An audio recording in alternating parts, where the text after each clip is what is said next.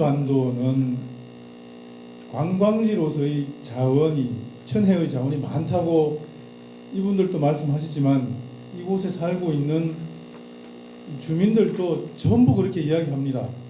천혜의 관광 자원을 가지고 있는 지역이다.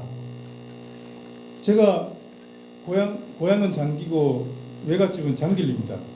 어릴 때부터 그런 이야기를 무수히 들었지만 정말 그런 자원은 가지고 있는데 이게 대한민국에서 최고 가는 관광 지역으로, 특구로 조성이 되고 성장하고 발전했느냐? 그렇진 않단 말입니다. 자원은 가지고 있는데 이 자원을 잘 다듬어서 전국에 있는 국민들이 찾아오는 그런 관광지로 되기에는 아직은 제대로 다듬어지지 않았다, 이렇게 평가할 수 있을 겁니다. 그래서 지금 우리가 부족한 게 뭐냐? 관광특구가 도대체 뭐냐? 법적으로 관광특구가 되기 위해서는 뭐가 필요하냐?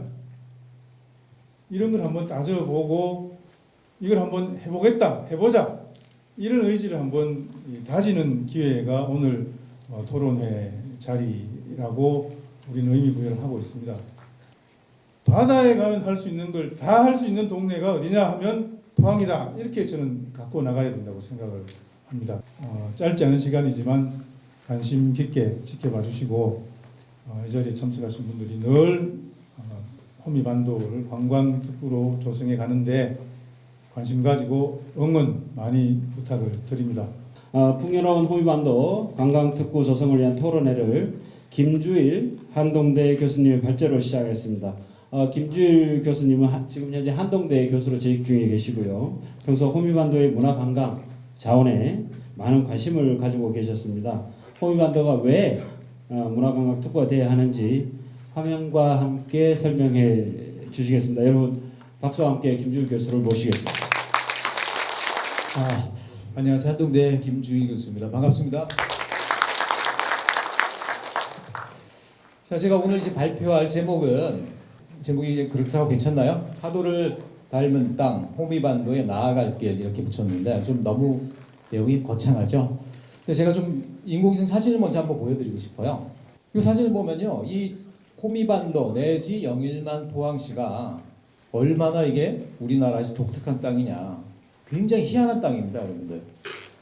뭐 서해안 같은 경우야 굴곡이 많고 구불구불 내려오고 뭐 갯벌도 있고 막 그렇죠. 근데 동해안은 사실은 거의 일직선으로 쫙 내려옵니다.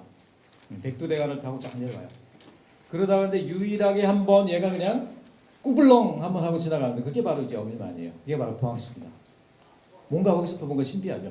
그래서 저는 이 지역을 와가지고 느끼는 게 어떻게 이 호미반도, 영일만, 이 기가 막힌 어떤 지역이 이게 딱 한 군데가 생겼을까? 마치 너무 심심하게 내려오다 보니까 바다하고 육지가 서로 안 엮이고 심심하게 내려오다 보니까 한번 크게 엮이고 싶었던 것 같아. 그래가지고요, 마치 바다는 돌멩이, 큰 이제 바위의 모양으로 육지를 치고 들어가고, 꽉 치고 들어가고, 육지는 마치 파도의 모습으로 바다를 향해서 찌르고 나아가고, 그러면서 단 한 번 생긴 동해안의 변화. 요게 이제 바로 영일만이고 호미반도 아니라는 거죠. 그래서 호미반도가 마치 파도가 몰아치는 모양처럼 바다를 향해서 나아가 있는데, 이런 땅들, 그리고 거기 생긴 환경들, 그 위에서 자리 잡은 여러 가지 이제 우리의 어떤 뭐 수산물서부터 관광자원, 숲과 뭐 물과 여러 가지 것들, 그런 것들이 진짜 호미반도에 남아 있고, 이런 것들이 한반도에서 하나밖에 없는 유일한 굉장히 이제 특이한 지역을 만들고 있다는 생각이 듭니다. 저는 그리고 또 이렇게 생각하다 보면요, 호미반도가 다른 지역에 비해서 굉장히 또 신비로운 것 같아요. 신비로운 거. 여러분 요새 뭐 관광지나 이런 데 가면 신비로운 재미가 좀 없죠. 그러니까 말하자면 예를 들어서 무슨 어디 가다 보면 캐릭터, 뭐 만화로 그런 캐릭터가 있어서 손가락으로 뭐 따봉하고 있고 눈이 이따만하게 커지고 있고 이런 캐릭터들 그려놓고 막 그런 식으로 이제 관광 활성화를 하는데, 저는 이 호미반도를 보면요, 연호랑 새우녀의 설화에서부터 해와 달의 신비, 모든 동네의 어떤 전설들은 어떻게 됩니까? 어떤 영웅이 나타나서 그 지역에 남아가지고 대대손손 잘 살고 발전시켰다는 얘기예요. 모든 전설은 그렇습니다. 근데 왜 하필 이 지역에 있는 영웅들은 이 지역에 안 남고 다른 데로 가서 그 지역을 발전시켰을까? 그건 의미는 뭘까? 이 호미반도, 해가 제일 먼저 뜨고 바다와 육지가 결합돼 있고 동해안에서 유일하게 한번 꾸불렁거리는 데다가 고대에는 또 고래가 그렇게 많았다라고 그러고 차고 맑고 깨끗한 물이 육지까지 깊숙이 들어와 있고 과연 이 환경이란 게 뭘까? 한반도에 하나밖에 없는 땅을 파니까 천연가스가 나오기도 하고 지진이라는 어떤 좀 불행한 사건이 있었지만 아직도 이게 뭡니까? 굉장히 새로운 지층이고 한반도에서 가장 새롭게 조성된 땅이에요. 이런 모든 것들의 의미가 뭘까? 그런 것들이 굉장히 이제 재밌고요. 흥분되고 기대도 되고 그거를 어떻게 우리가 정리해서 어떻게 하면 우리가 이 지역을 연구도 하고 이 지역의 어떤 문화도 꽃피우고 관광도 꽃피우고 이런 것들을 어떻게 우리가 진행해 볼까? 그런 것들이 저한테 이제 늘 흥분되고 기대하는 마음으로 있습니다. 육지는 마치 파도처럼 바다는 마치 돌처럼 서로 간에 엮이고 있는 땅인데요. 삼반도에서 바다와 가장 많은 교류가 있었던 땅이 아니냐 이렇게 생각해 봅니다. 이게 아까 말씀드린 위성 사진이고요. 이게 과거 이제 서울대 규장각이라는 박물관에 남아있던 지도인데 누가 그 사진을 찍어왔더라고요. 이게 과거 포항의 모습입니다. 보시면은 지금 포항하고 다르게요. 굉장히 구불구불하게 많은 강이 있고 그리고 포항 자체도 5개의 섬으로 이루어졌다는 거죠. 그리고 바다로 찌르고 나간 호미반도가 있고 그 다음에 바로 산이 있고 산과 물과 바다와 반도가 굉장히 엄밀하게 엮여있는 그런 땅이었다. 지질로 봐도요. 이거 주상절 여러분 이거 구룡포 저기 올라가다 보면 있는 게 아닙니까? 저기 거기서 찍은 사진인데 요거 같은 경우도요. 바다 밑에서 갑자기 뜨거운 녹아있는 상태의 돌덩어리가 확 올라오면 이게 바닷물 때문에 급격히 식게 되거든요. 그럼 얘가 그대로 굳는 것이 아니고 이렇게 결정질이 된다라고 그러면서 이렇게 마치 사람들이 깎아놓은 것처럼 이렇게 기둥 모양의 돌로 이렇게 변하게 돼요. 그래서 이런 것도 주상절이라고 그러는데 이것도 뭐냐면은 바다와 육지가 그만큼 친근하게 가깝게 어울렸다는 증거로 볼 수가 있습니다. 이런 것들이 이제 뭐 구룡포, 뭐 호미반도, 또 포항시내 어디든지 남아 있죠. 이건 뭐 물론 포항시내 얘기긴 합니다만 요게 이제 해맞이 공원이라는 데예요. 뭐 지층 같은 경우는 호미반도도 비슷하리라고 생각합니다. 지층이 이렇게 쫙 깔려 있는 것들 보이시죠? 여기 어떤 기자분이 와가지고 취재를 하는데 취재하는 그날 화석을 하나 또 이렇게 발굴했어요. 근데 이게 신기한 게 뭐냐면 자 아래쪽에는 오히려 나뭇잎과 같은 그런 육지 흔적이 되는 화석이 있는데 위로 올라가니까요 고래 지느러미가 나오더라는 거야. 땅이 밑에 있고 바다가 위에 있어. 막 섞여 있어. 뒤섞였어요.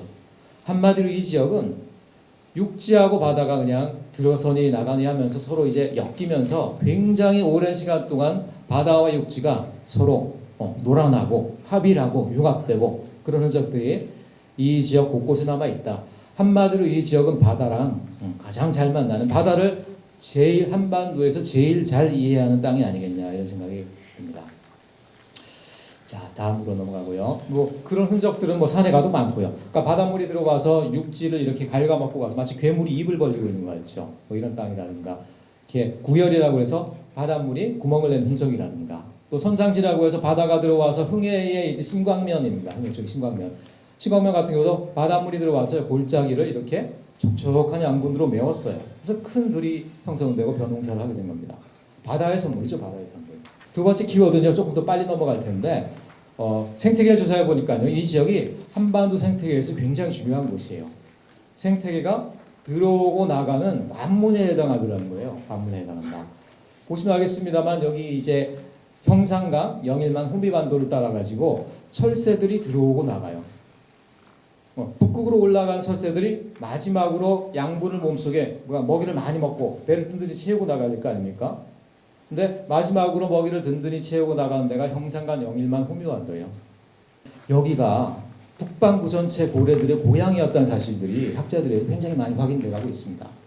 불과 100년 전까지만 하더라도 고래 몇백 마리가 이렇게 일시에 뛰어노는 장면을 봤다는 사람들이 많아요. 일본 어선도 봤고요. 미국 어선도 봤고요. 조선시대 선비들도 그런 장면을 시로 썼다라고 그러죠. 제가 그래서 좀 거기와 관련된 문헌이나 자료들을 좀 찾아보다 보니까 굉장히 재미있는 것들이 많더라고요. 이건 뭐 물론 반군의 암각화 이건 울산의 자원이긴 하지만 울산도 알고 보면요. 호미반도 영일관의 그 나와바리에 있는 동네예요.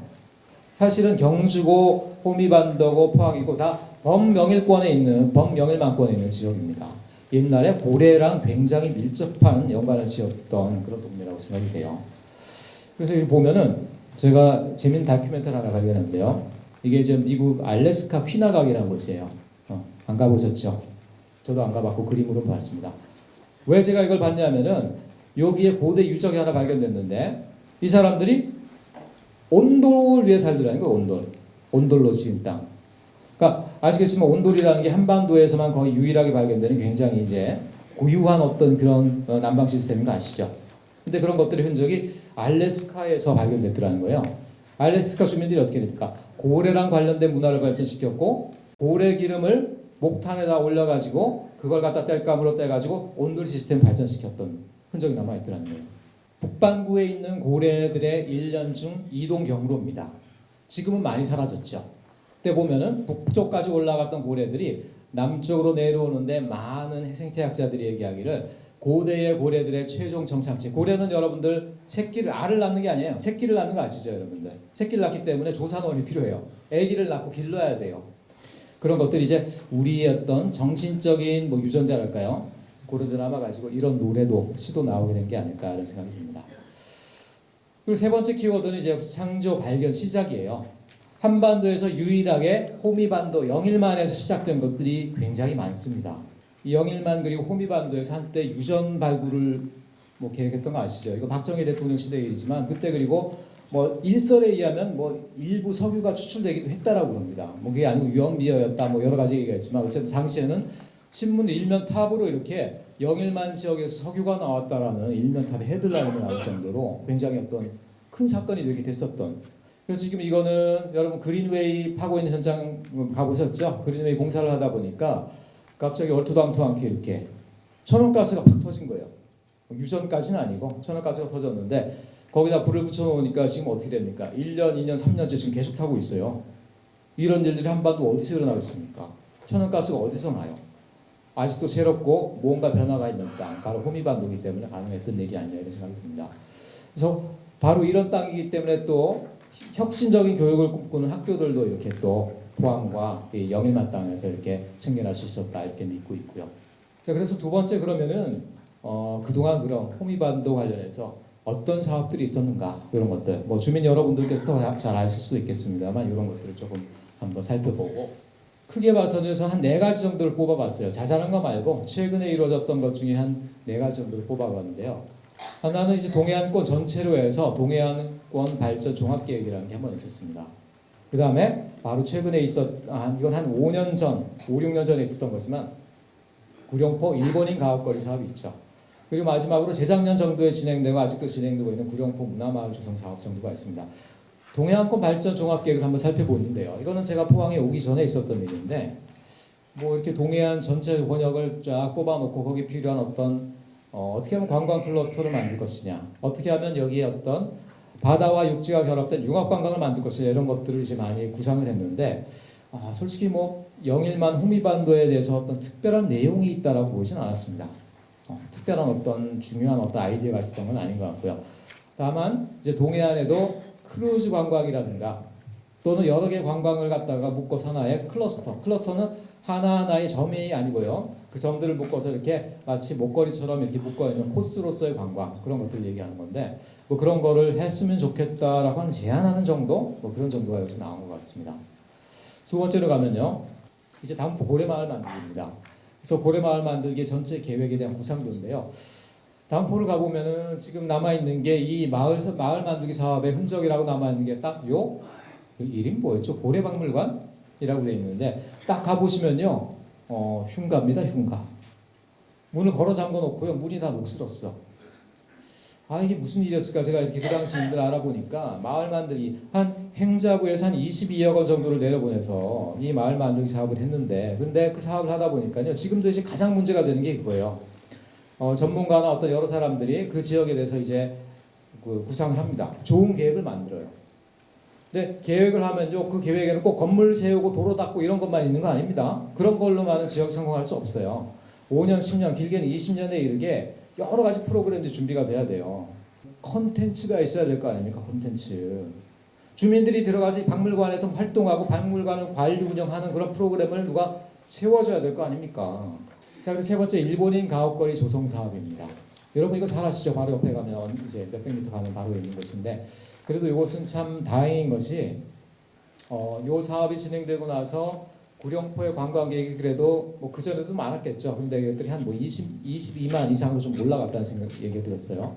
그러니까 단순히 먹거리로만 되는 것이 아니고 먹고 나서 한 번씩 들리는 거리가 있는 것들, 그런 것이 없으면 어떻게 됩니까? 사람들이 올 때 호미곶을 가기 위해서 구룡포는 그냥 스쳐만 가는 곳에 불과하게 돼요. 자, 아쉬운 건 어쨌든 이렇게 많은 흔적들이 남아 있었는데 사실 일부만 복원이 됐죠. 요 정도에 있는. 그리고 저기는 양조장이라든가 이런 건물들은 사실은 복원되지 못하고 지금 헐려나가는 단계에 있습니다. 그래서 군산이나 목포처럼 좀 큰 타운을 만들어서 근대 타운을 만들고, 근대 거리가 아니라 근대 타운, 근대 문화 유산 지역 이렇게 좀 확대해 나갔으면 어땠을까라는 생각이 드는데, 좀 여러 가지 논란 가운데 몇 채를 갖다가 상태가 좀 몇 채를 복원하는 걸로 그냥 아마 사업이 마무리되는 것 같은데, 그런 부분들은 조금 개인적으로는 조금 아쉬운 부분이다 이런 생각이 듭니다. 여기 이제 구룡포 문화마을에 대한 사업이에요. 지금 보면 그래서 일본인 가옥거리 같은 경우는 그래도 어느 정도 관리가 있어요. 그러니까 구룡포 지역을 딱 보면요, 어쨌든 호미반도가 잘 되려면 호미반도의 수도는 구룡포예요. 그렇죠. 호미반도라는 지역의 서울이에요. 구룡포가 잘 돼가지고요, 이 전체 지역을 갖다 딱 이렇게 관할을 할 수가 있어야 됩니다. 구룡포에 가면 먹거리도 있고요, 쉴거리도 있고요, 숙박도 있고요. 구룡포 안에서 호미반도를 갖다가 한 바퀴 돌 수 있는 베이스 캠프가 있어야 된다는 거예요. 그러기 위해서 이 문화마을 사업이 굉장히 중요하다. 구룡포에 문화까지 있고 예술까지 있으면 어떻겠습니까? 이거는 끝장나는 거죠. 그 다음에 그 이면돌에 있는 일본인 가옥거리, 거기도 어쨌든 일본인 가옥거리가 생기면서 어느 정도 관광지로 지금 명성이 들어서고 있습니다. 점점 나아지고 있어요. 근데 이 위에 있는 주민들 타운, 사실 여기 가보면요, 진짜 산에 진짜 길도 좁고 길도 너무 이제 험악하게 나와 있는 데가 많고요, 빈집도 많고 주민들이 많이 떠나셨죠. 그리고 집들이 많이 여기저기 막 헐어 있어요. 지붕 날아간 집도 있고 막 그렇습니다. 그래가지고 사람들이 여기 와서 이게 구경할 수 있겠는가? 좀 여기를 갖다가 사람들이 살만한 타운으로 바꿔야 되겠다. 좀 더 이렇게 모험적인 생각을 가진 사람들은요, 여기서 이제 한 칸을 더 올라갑니다. 그래서 쭉 올라가다 보면 이게 말목장성으로 통하는 길이죠. 그러면서 쭉 올라가 산 정상으로 올라가면요, 바람이 그렇게 많이 불립니다. 바람이 많이 불고요, 바람 부는 큰 광장, 바다를 내다보는 큰 광장도 있고요. 그러면서 쭉 지나가다 보면 이쪽에는 사람들이 비교적 구룡포 이제 융리 쪽 사람들이 비교적 많이 살고 계시죠. 그래서 마을 한가운데 길을 따라가면서 쭉 이제 내려오게 됩니다. 요걸 보니까 구룡포 지역을 갖다가요, 요 세 개의 길을 중심으로, 그게 1층이고 2층이고 3층이죠. 그 각각의 길마다 하나의 테마를 잡아가지고 그 길에 맞는 중요한 시설을 넣고, 어떤 관광 포인트를 넣고, 상점을 넣고, 구경할 수 있는 전망대를 넣고, 공예품점을 넣고, 이런 식으로 해서 이 세 개의 길 따라서 재미있는 거리가 있게 하면 굉장히 좋은 계획이 되겠다 해가지고 요 계획을 저희들이 어느 정도 구상해서 이제 시에다 넘겼었습니다. 이게 바로 이제 마을을 갖다가 이렇게, 그래서 세 개의 길, 그리고 두 개의 큰 마을, 그리고 가운데 있는 과메기 센터, 요 세 개가 이제 만나는 이런 식으로 이제 마을을 조성하자, 이런 계획을 때 구상했었고요. 그래서 딴 거 아니고요, 그 세 개의 길 근처에 있는 집들, 근데 집들 중에는 도로가 안 닿은 집도 많아요. 그러니까 도로가 없는 집이 많아요. 그러니까 앞집에 있는 길 골목을 따라서 들어가야 되는 집도 굉장히 많습니다. 그런데 그런 집들이 또 비어 있는 집들이 많아요. 그래서 비어 있고 좀 상태가 불량한 집 몇 집을 이렇게 우리가 조금 드러내면 어떻게 됩니까? 집들이 가운데 마당을 지닌 일종의 중정형이라고 그러는데요, 가운데 마당을 지닌 이런 어떤 하나의 연립 같은 집들이 돼요. 그래서 그런 것들을 저희들이 몇 개 이렇게 찾아낼 수가 있었습니다. 그래서 기존 사업들의 조금 문제들, 요걸 우리가 잘 소화하고 이거를 갖다가 조금 우리 정책하시는 분들, 위원장님이나 시의원들 이런 분들한테 조금 우리가 어필을 해서요, 이런 것들이 잘 좀 해결될 수 있도록 저희들도 이제 로비를 해야 됩니다. 좋은 의미에서 로비를. 구룡포가 가진 7개의 구슬이다. 그리고 이 7개의 구슬을 우리가 잘 꿰어 맞춰서 목걸이를 만드는 게 중요합니다. 그리고 보면은 지금 가만 놔두다 보면은 금방 사라지는 단계인 것들이 많이 있어요. 구룡포에 한때 조선 목공 문화가 있었죠. 굉장히 재미있는 문화입니다. 양조장이 있었는데 사라져가고 있죠. 이런 것들 사실은 사라져가기 전에 우리가 빨리 채워내야 될 굉장히 중요한 어떤 구룡포의 자원이다라고 생각돼요. 그리고 근대 어촌과 관련된 환경들이 아직 많이 남아있다. 이런 것들을 좀 우리가 체류형 관광으로 만들 수 있지 않느냐. 역시 그리고 일본인 가옥거리가 안 나올 수 없죠. 논란은 많지만 논란 자체가 관심을 모을 수 있는 굉장히 중요한 이제 자원이라는 생각이 들고요. 셋째는 이제 구룡포의 여러 가지 이제 먹거리들. 그리고 이제 구룡포 조선소가 이제 사라져가고 있는데요. 목공 문화라는 거, 이 나무로 만드는 이제 배라는 거 이런 것들이 지금 한반도에 사라져가고 있는 굉장히 중요한 문화입니다. 그래서 그런 것들을 우리가 다시 한번 살리고 재발견하는 그런 사업들을 했으면 좋겠다. 그래서 이런 것들이 구룡포에서 만날 수 있는 7개의 문화가 아니겠나 생각이 들어요.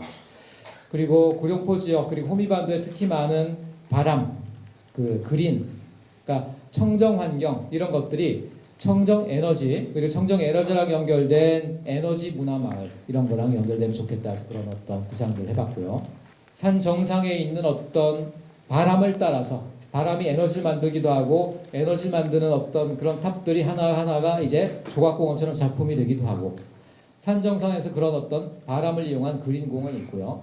그걸 내려오면서 이제 3층 3개의 층위에 해당하는 길들이 있어서 그 길들의 각각에 이제 문화가 있고요. 교육이 있고 그리고 교류가 있는 어떤 그런 마을을 만들자 이런 구상을 해봤었습니다. 구룡포도 다 똑같은 구룡포 아니더라고요. 그러니까 사리, 오리 쪽 하고요. 그 다음에 근대문화거리, 융리가요. 이게 여건이 다 다르더라고요. 사리, 그러니까 오리 정도가 굉장히 사실 쇠퇴가 좀 심해요. 지금 빈집도 많고. 근데 그런가 하면 융리 쪽은 그래도 사람들이 많고요. 연립주택도 있고요. 꽤 그래도 어느 정도 정비가 이미 되어 있는 마을이에요. 그래서 오리와 융리를 나눈 어떤 각 번역별로 나눈 어떤 이런 주거 개선 사업, 그 다음에 경관 개선 사업 이런 것들을 제안을 해봤고요. 그리고 이제 마지막으로 제가 말씀드리고 싶은 이런 사업은 호미반도 전체를 돌아가는 이제 둘레길에 대한 어떤 구상입니다. 뭐 둘레길은 지금 어느 정도 이미 다 되어 있고요. 지금 보면은 자, 이 흥환해수욕장에서 위쪽으로 쭉 올라가는 곳들은 지금 제 바닷가를 따라 올라가는 호미반도 데크가 완성돼 가고 있죠. 지금도 가다 보면 그림과 같은 바닷길이 열려 있습니다. 근데 아쉬운 것들이 이런 것들이 부분적으로만 이루어져 있고요. 그 다음에 구룡포항 쪽에서 말목장성으로 올라가는 코스도 있고 가을이면 여기에 때 이제 축제 이제 말목장성 가는 길 따라서 올라가는 달맞이 축제도 열리고 있죠. 그래서 이런 것들이 호미반도 전체를 한 바퀴 아우르는 하나의 큰 트랙, 둘레길로 우리가 조성되어서 이 서해안 따라서도 가다 보면요, 이 해안 데크도 있지만 자잘한 해수욕장들이 굉장히 많습니다. 캠핑하고 이렇게 하루 정도 놀 만한 곳들이 굉장히 많아요. 근데 그런 것들이 아직 사람들에게 안 알려져 있습니다. 근데 이런 코스를 우리가 대표 상품으로 제안을 하면요, 서해안을 가리고 있던 커튼도 쫙 열리게 됩니다. 이제 사람들의 눈에 들어오고요. 서해안을 따라서 굉장히 좋은 이제 쉴거리, 먹거리들이 많다는 걸 알게 됩니다. 그래서 이 트레일 통해서 호미반도를 한번 재발견을 해보자. 그동안 호미반도라고 하면요, 호미곶을 가기 위해서 그냥 한나절 찍고 해를 보고 돌아가는 것으로 알려져 있어요. 그러니까 어떻게 됩니까? 딱히 주민들로서는 남는 게 없어요. 그냥 공해와 매연, 그 다음에 교통체증만 남고요. 그래서 그냥 한번 들리고 가는, 찍고 가는 그런 관광을 좀 체류와 탐험이 있는 관광, 머무르면서 이렇게 시간을 들여서 볼 것들이 많이 있다. 한 바퀴 돌 어떤 그런 코스가 있다. 이런 식으로 우리가 홍보를 한다라고 그러면은, 그리고 그런 것들을 우리가 갖춰간다라고 그러면은 호미반도의 어떤 관광과 관련된 상황들이 굉장히 달라지게 될 거다 이렇게 생각을 하고 있습니다. 물론 제가 이제 장기읍성과 관련된 그 역사적인 내용을 많이 알진 못해요. 근데 지금도 가보면은 굉장히 거대한 규모죠. 거대한 규모를 이렇게 돌담을 올려놨습니다. 근데 지금 하고 있는 방향에 대해서 약간의 저는 또 문제의식도 느끼는데요. 좀 이런 것들이 앞으로는 좀 해결이 됐으면 좋겠다라는 생각이 들어요. 자, 지금 보면은 읍성을 이렇게 굉장히 큰 규모로 지금 이렇게 보니까 뭐 거의 만리장성 같네요. 위에서 내려다보니까 복원을 해놨는데 사실 요게 다른 지역에서 이제 사람들이 굉장히 많이 찾는 읍성과 비교해서는 조금 여러 가지 개선해야 될 부분들이 많이 있더라는 거예요. 그래서 장기읍성의 복원 방향성을 제가 좀 여러 가지 써놨는데요. 큰 규모의 성벽을 갖다 크게 복원해놓고 사람들이 규모에 대해서 이렇게 막 관심을 가질 걸로 생각할 필요는 없다는 생각이 듭니다. 그리고 체류와 답사가 가능한 관광지를 개발해야지 그 당시의 성읍의 모습을 뭐 한번 복원한다. 거기에 이렇게 자기만족적인 복원을 꼭 할 필요는 없겠다라는 생각이 듭니다. 그래서 형식적인 복원보다는 좀 용도 복합을 해보자. 좀 유연한 개발을 해보자. 자, 그리고 마지막으로 이제 포항, 경주, 울산의 협력권 조성인데요. 지자체 간의 해오름 동맹이라고 이미 이루어졌죠. 근데 조금 여러 가지 문제들이 좀 많은 것 같습니다. 뭐냐면은 일단은 해오름 동맹이라고 말은 했지만 지금 도시랑 도시 간에 협력하고 광역 계획을 세우는 것도 실제로 굉장히 부실해요. 시장님들이 나서 가지고 악수 한번 할 뿐 그 뒤에 사실 딱히 장기적으로 진행되는 게 없는 게 현실입니다. 저는 이런 생각을 해봅니다. 여기 정책을 하시는 분들도 많이 있지만 우리가 광역권이라는 개념들이 많이 실패를 했거든요. 그러니까 도시랑 도시가 뭉쳐가지고 뭔가 큰일을 해봐라. 잘 안 돼요. 행정구역이 다르면 여러 가지 협력이 어렵습니다. 마지막으로 이제 명소화하는 전략들을 한번 4가지로 한번 제안을 한 3가지로 한번 제안을 해봤습니다. 동해안의 대표 해안으로 좀 부각을 했으면 좋겠습니다. 호미반도에는 서해안도 있습니다. 그리고 경주 울산권과 연계하는 명소 전략을 세우자. 굉장히 좋은 자원들이 많죠. 호미곶 외에도 울산 간절곶, 그 다음에 신비를 고대의 신비를 역시 갖추고 있는 경주의 문무왕릉, 간포 이런 것들이 하나의 코스로 엮일 수 있다는 사실을 사람들이 잘 모르고 있습니다.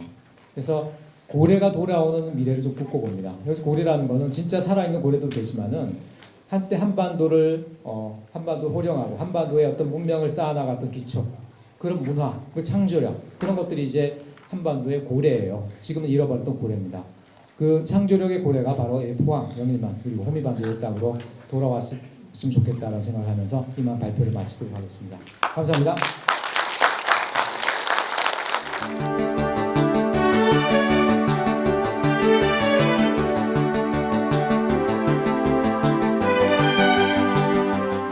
구룡포, 장기, 호미곶 또 오천을 지역구로 두고 계시고요.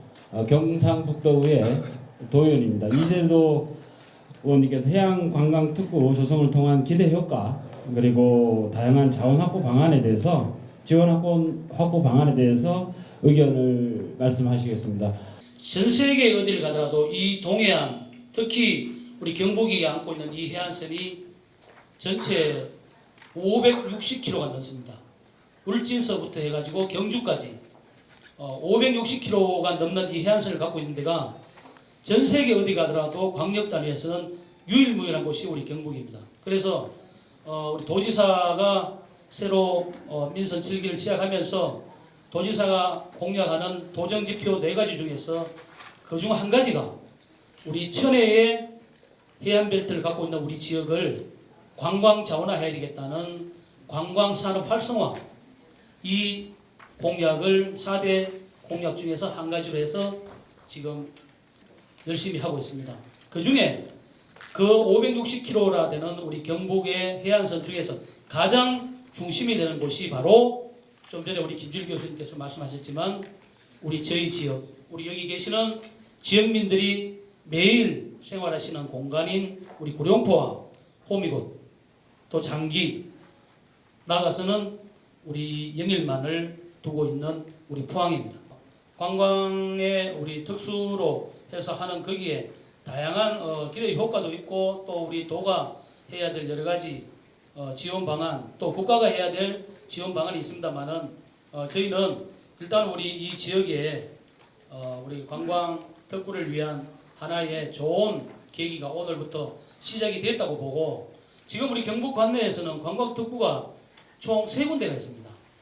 그 중에서 우리 여기 지역민들도 다 알다시피 우리 대표적인 게 우리 경북에는 경주 보문단지가 가장 대표적이고요. 가장 오래됐고, 그 다음에 또 이제 문경 가면은 지금 문경 관광특구라고 해서 그 여러 가지 그 역사적인 지역과 이렇게 해서 연계해서 지금 하고 있는 문경 관광특구. 그 다음에 이제 우리 아마 여기 지역민들도 많이 가셨을 겁니다.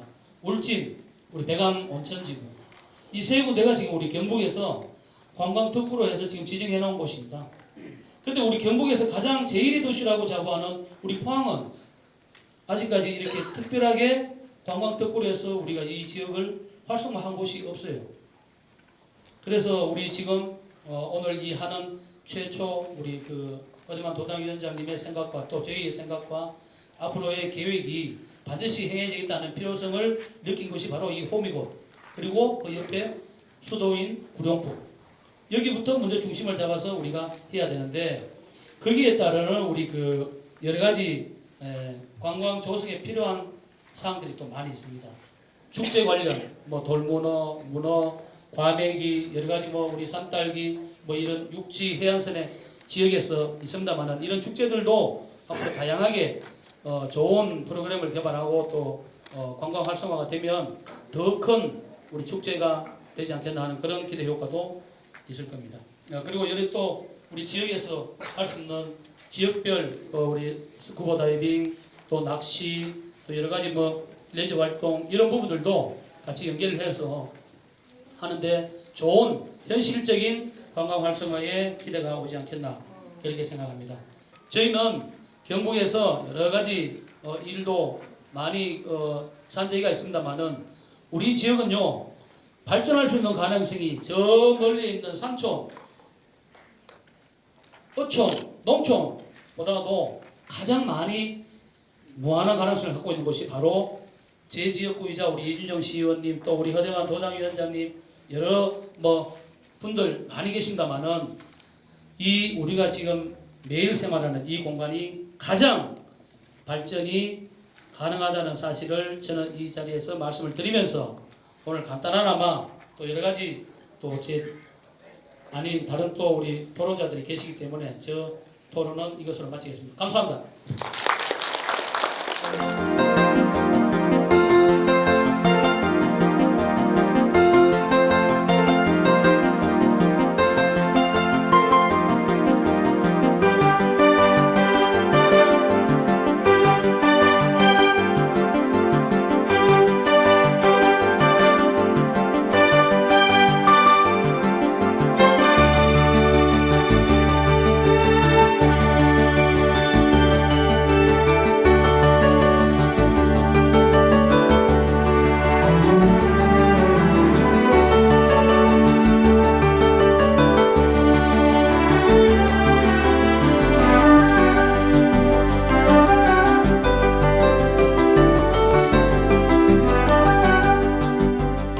반도와 관련한 이렇게 관광 사업들을 애쓰고 있습니다. 제가 간단히 잘 아시겠지만 간단히 짧게 우선 소개드리면 그 어촌 주민 다목적 복지센터를 위해서 그 20억 정도 지금 투자되고 있고요. 그리고 해녀문화복지관 조성을 위해서 4억 6천 그리고 중심가로 환경정비 이래서 대보에서 그 대보 초등학교까지 6억을 들여서 중심가로 뭐 가로등이나 여러 가지 것들 교체하는 사업들, 횡단보도 주차 공간 정비하는 사업들을 하고 있고요. 그리고 호미곶 해안선 경관 정비하는데 27억 지금 투자되고 있고요. 또 고래마을 아까 말씀하신 쉼터 정비하는데 2억 9천 지금 투자되고 있고요.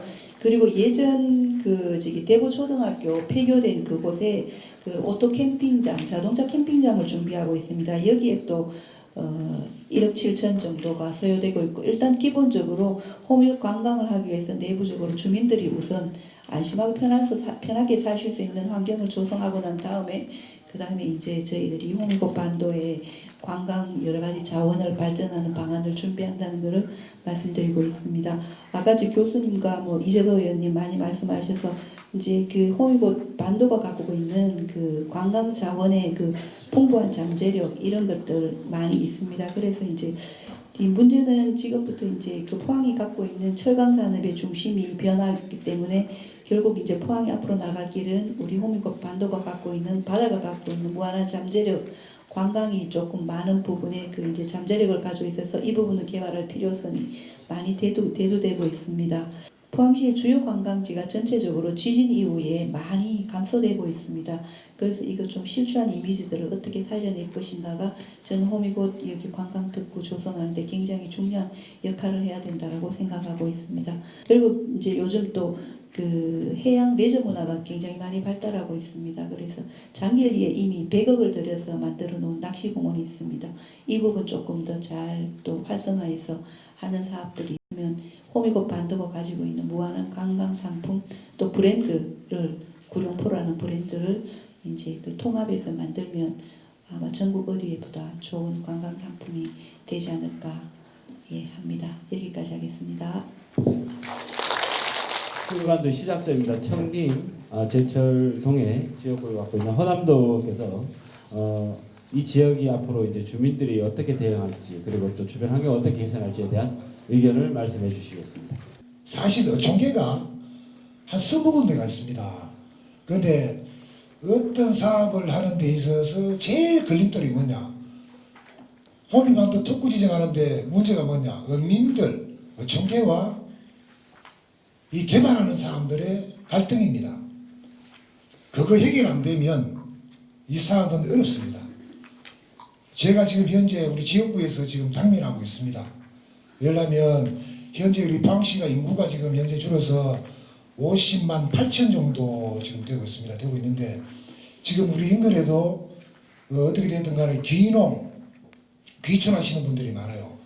이분들이 어려운 점이 뭐냐? 기존 있는 기득권에 있는 어민들하고 갈등입니다. 그래서 이런 갈등 부분을 해소하지 않고는 앞으로 이 해양 물론 다 갈등을 뭐 이렇게 해소를 해야 되겠습니다만은 그런 부분이 제일 우선이 돼야 된다. 왜냐하면 오는 손님을 받아야 된다. 나는 기득권이다 토백이다. 이거 버려야 됩니다. 그거 갖고 있으면 절대 앞으로 물론 제가 이 방향 제시하는 부분은 뭐냐면 제가 지금 현재 아까 제가 직접 이게 돈이라는 표현을 했습니다. 경제다 소득이라는 표현을 했는데 제 지역구에 한 동네가 있습니다. 그런데 보니까 아니 동네에 성게를 1년에 7톤을 따요. 7톤 땁니다. 그래서 가자마자 제가 그랬습니다. 성게 축제를 하자. 기발하잖아요. 대한민국에 성게 축제 하는 데 있어요? 안개 축제 하는 데 있습니까? 특화가 따로 있는 게 아닙니다. 그 다음 두 번째, 우리 허대만 위원장님하고 저하고 한 몇 년 동안 구상했는 게 하나 있습니다. 해양도시 좋습니다. 우리 바다 끼고 있으면요. 수중도 중요합니다. 바다 밑도 중요합니다. 그래서 우리가 지금 우리 인곡에는 우리가 그 테마파크가 있습니다. 연호랑 세운대 테마파크가 있는데 울진에는 있는데 우리 동해에는 우리 호미반도는 없습니다. 바다 얼마 좋습니까? 위에 있는 것만 보이는 게 아닙니다. 우리 바다 밑이 얼마 좋은지 아시죠? 자, 수중 테마파크 우리 허다만 위원장께서 3, 4년 전에 구상을 했습니다. 그래서 앞으로 우리가 이제 중앙정부 차원에서 우리 도 차원에서 이 문제들이 해결을 되고 나면 위에는 해양, 우리 또 인근에는 연안에는 수산, 바다에는 수중 이런 3요소를 다 갖춰서 앞으로 해양 관광 특구가 되는데 아무래도 조금 발전적인 모색이 되지 않겠나 그런 생각을 한번 해봅니다. 자, 저는 뭐 이상 토론을 마치도록 하겠습니다. 고맙습니다. 토론을 마치고 다시는 그럼 편안하게 하시길 바라겠습니다. 감사합니다. 오늘 너무 감사합니다. 네.